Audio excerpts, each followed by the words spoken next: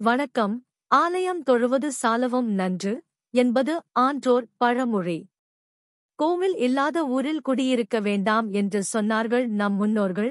இன்று நாம் எங்கு திரும்பினாலும் கோவில்களாக இருக்கும் பக்தியின் இருப்பிடமாக திகழும் சென்னை நங்கநல்லூரில் அமைந்துள்ள கோவில்களைப் பற்றி பார்க்கலாம் இந்த பதிவில்.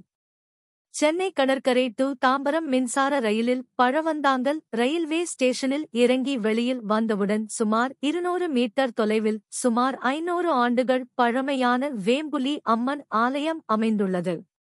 இங்கு ஆதிதேவதையாய் காட்சி தந்து கேட்ட வரத்தை கேட்டவருக்கு வாரி வழங்கி அருளாட்சி செய்து வருகிறாள் வேம்புலி அம்மன்.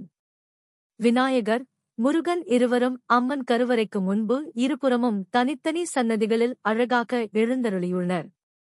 காவல் தெய்வமான காத்தவராயனுக்கு தனி சன்னதி உள்ளது.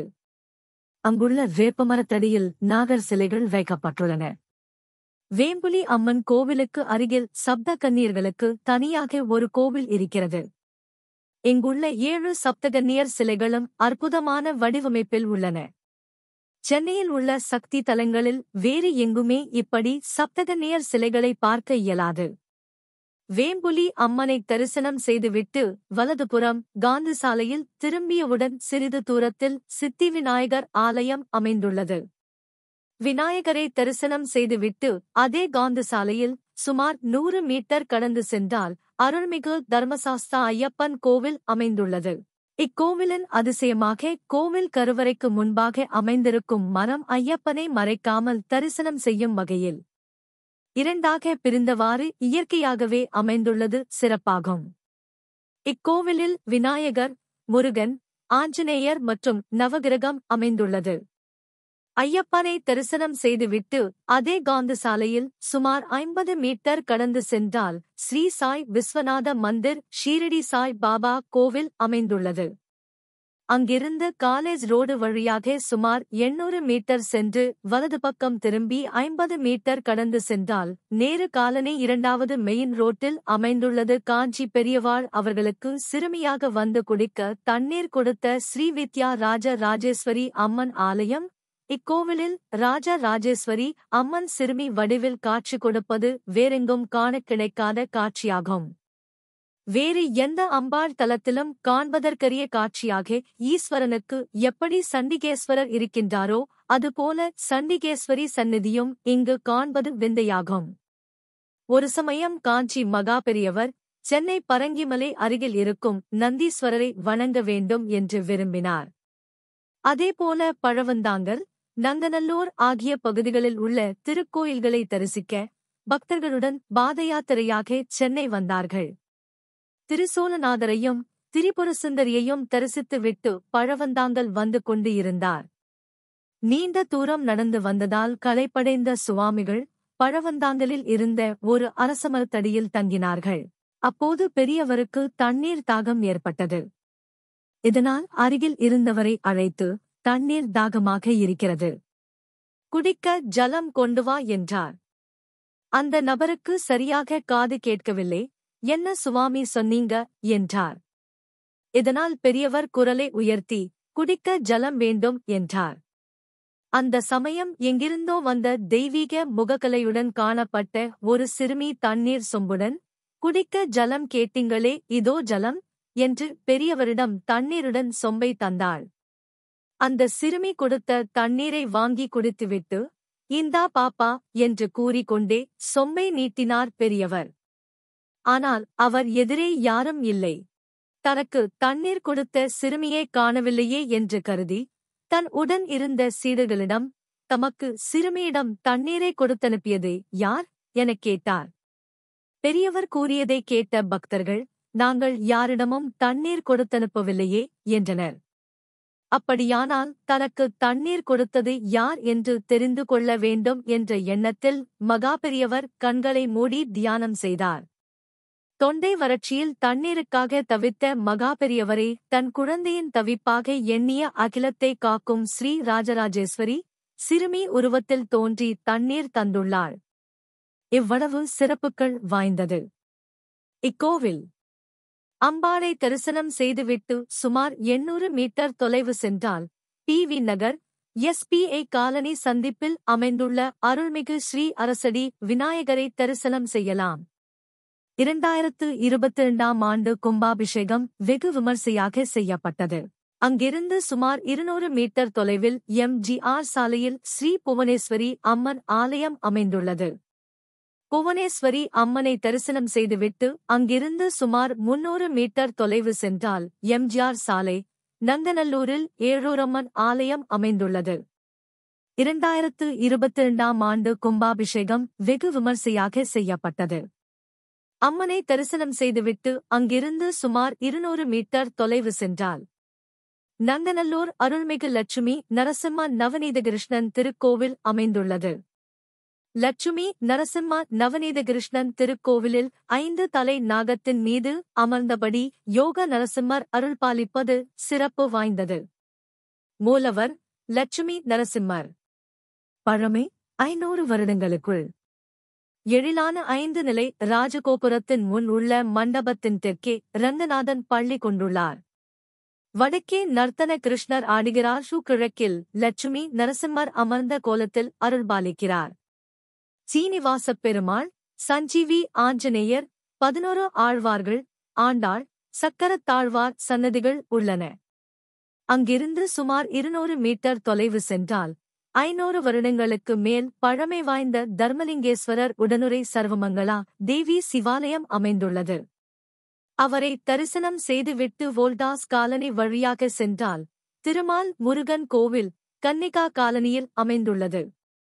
இக்கோவிலின் சிறப்பு, ஒரே இடத்தில வள்ளி தெய்வானையோடு காட்சியளிக்கும் முருகப்பெருமானையும் ஸ்ரீதேவி பூதேவியோடு காட்சியளிக்கும் திருமாலையும் தரிசனம் செய்யலாம்.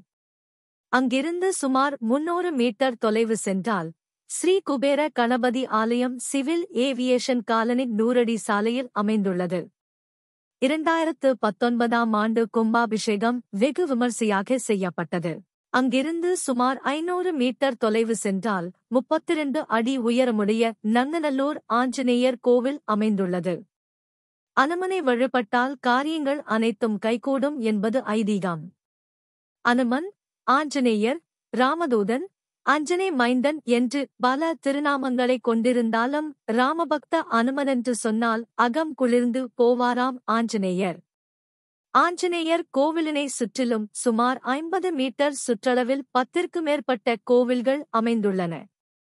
ஆஞ்சநேயர் கோவிலின் பின்பக்கத்தில் ராம் நகர் 3வது மெயின் ரோட்டில் மிகவும் புகழ் வாய்ந்த ஐயப்பன் ஆலயம் அமைந்துள்ளது.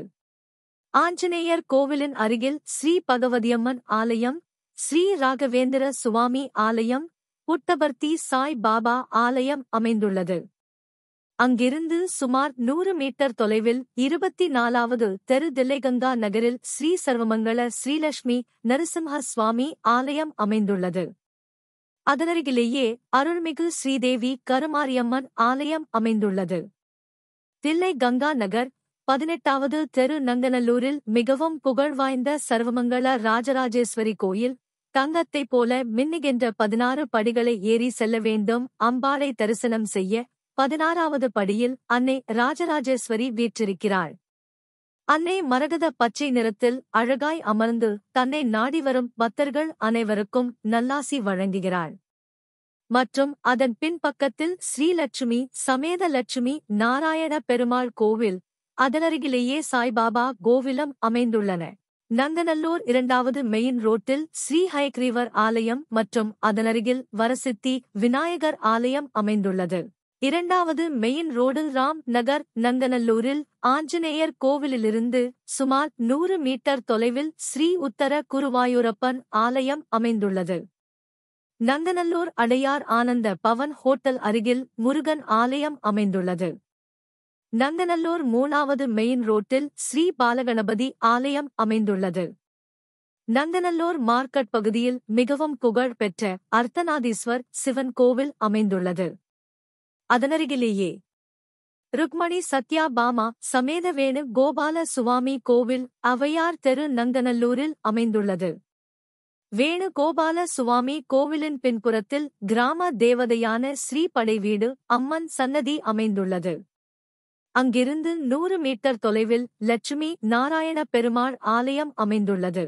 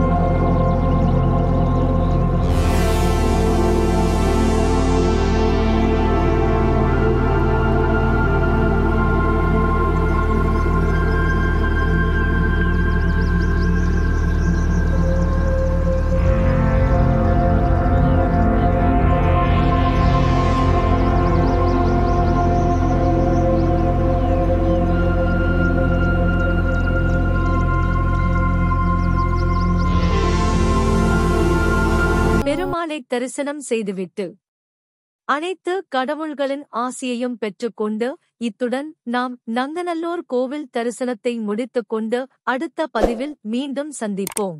இந்த வீடியோ உங்களுக்கு பிடித்திருந்தால் தொடர்ந்து ஆதரவு தரவும் எங்கள் பதிவை பதிவேற்றம் செய்து உடனடியாக பார்க்க ப்ளீஸ் சப்ஸ்கிரைப்.